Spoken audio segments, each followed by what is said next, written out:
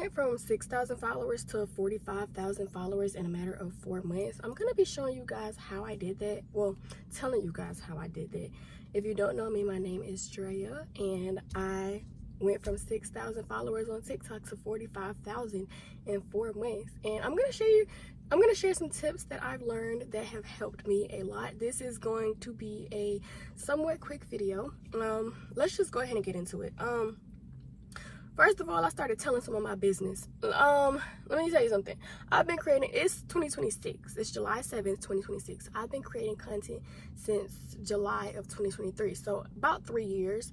One thing that I've learned is that the internet is messy. They love messiness. You don't gotta tell all your business, but I tell enough for people to think that they know my business, but they don't be knowing nothing for real. I ain't gonna lie, for the most part, I'm very authentic. For the most part, I tell the truth, but sometimes I might do a little lie or something, but I don't think that that's a big deal. When I also think it's great to never let anybody know too much of your business, or never let anybody think that they know you too much, because then they start to try to get in your business for real. So keep them on their toes. They be thinking they're drinking tea, but they be drinking. Okay, that's all I got to say about that. Next, the first 5 seconds are important. Okay, so I'm not even gonna say that. Okay, so I have 3 videos that I can say really helped me grow. One of them was about my toddler's learning journal. We're gonna push that to the side because I feel like that was just a luck video. Like, that helped me a lot, but that was just a luck video. Another video I have is at 1 million views on TikTok, and that video, the first 5 seconds, I started out by saying that today we got put out of our hotel room. And you know, if you say something like that, people are gonna stick around to want to know why you got put out of your hotel room, you know. My other video that got a lot of views was one where I was recording my night routine with my girls and my husband, and I was trying to get me and him were trying to get a mosquito off the wall, and I tried to slap it and ended up busting my butt. So I included that fall in my first 5 seconds of my video. And it made people stick around to see. Like, I was looking at my analytics, and people stayed to watch at least 30 seconds because they wanted to see where I had felt and how I felt and all that stuff. My next point is I stopped caring about what people think. When you start putting your life on social media, a lot of people are gonna have a lot to say, whether it be family, friends, or strangers. I just stopped caring because this is my life. That's really it. This is my life. And like I said before, I know what I want out of life. I have dreams. I have goals. Somebody not liking the fact that I'm posting my life on the media, or somebody not liking the fact that I post certain things on the media, that has nothing to do with me. That has everything to do with them. People say all the time, it's so embarrassing to post your life on the internet. Embarrassment is a feeling. Embarrassment is not real. Say, for instance, you fall in front of somebody. That person might laugh or whatever else, but you feel embarrassed. That's on you. That's how you feel. That has nothing to do with that other person. Yeah, I stopped caring what people think. And honestly, most times, if somebody does feel some type of way about anything that you post, they're not going to say anything. They're not going to say anything to you, so why do you care? You think that they feel some type of way about what you post, but in reality, they probably don't care.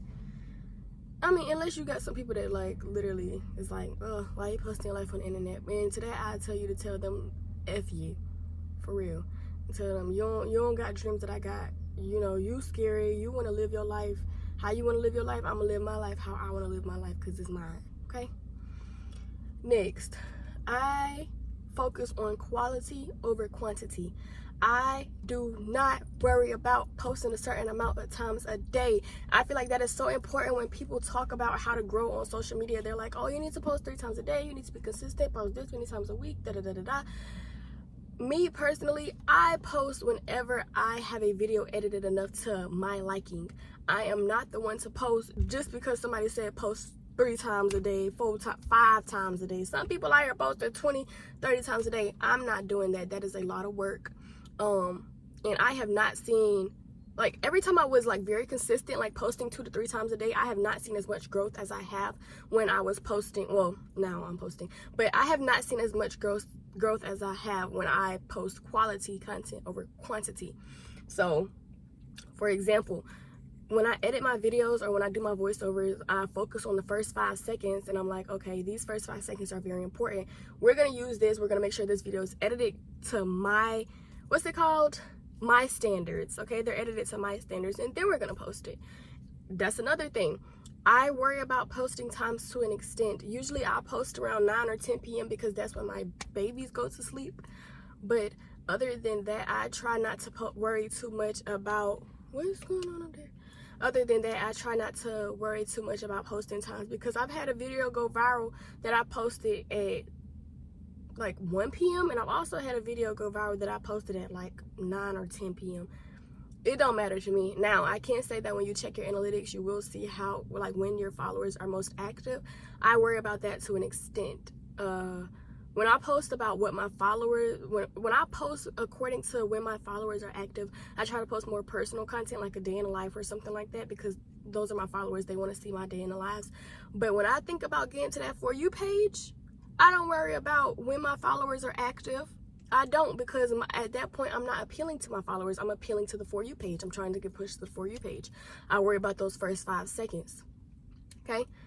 That's all I gotta say for real. What's going on? Yeah, 7 minutes of me recording, and I feel like I gave y'all some good advice. So listen, if you need help, I am always that person or always that creator that you can reach out to for help. I am not one of them creators that do not respond to my comments or DMs. Now, it might take me a while because I have a lot and I also have responsibilities in real life. But if you need help, look at this man in my video. But if you need help with like beginner content creator stuff, or like asking me how I grew certain pages to certain amounts, just ask. You can ask in my comments, or you can ask in my, what's it called? You can email me. You can message me on TikTok. I think they have a message feature on YouTube now. I'm not sure. You can also message me on Facebook. Listen, I'm an open book. I'm not gonna say that I gatekeep, but I do gatekeep to an extent, because sometimes when you give people advice, they don't want to take it or they feel offended by it. Me personally, if you're gonna want advice from me, you have to like want to hear it how it is. I'm not gonna sugarcoat.